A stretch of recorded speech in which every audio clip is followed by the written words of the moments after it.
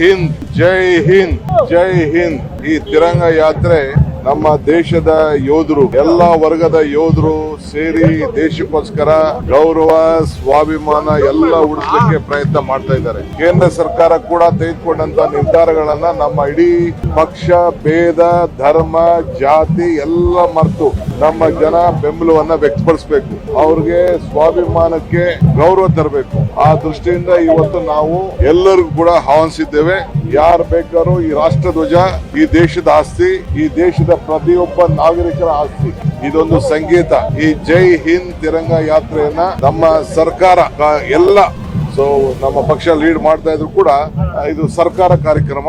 ಈ ದೇಶಕ್ಕೆ ಒಂದು ದೊಡ್ಡ ಸಂದೇಶವನ್ನ ಕಳಿಸಬೇಕು ಅಂತೇಳಿ ಈ ಕಾರ್ಯಕ್ರಮವನ್ನ ಮಾಡ್ತಾ ಇದ್ದೇವೆ. ಬಹುಶಃ ಇವತ್ತು ಇಡೀ ಪ್ರಪಂಚ ನಮ್ಮ ಭಾರತವನ್ನ ನೋಡ್ತಾ ಇದೆ. ಆ ಭಾರತದ ಎಲ್ಲ ಪ್ರತಿಯೊಬ್ಬರು ನಾಗರಿಕರು ಕೂಡ ನಾವು ಒಗ್ಗಟ್ಟನ್ನ ಪ್ರದರ್ಶನ ಮಾಡುವಂತ ಕೆಲಸವನ್ನ, ಅವ್ರಿಗೆ ಶಕ್ತಿ ತುಂಬುವಂತ ಕೆಲಸವನ್ನ ನಾವು ಮಾಡ್ತಾ ಇದ್ದೇವೆ.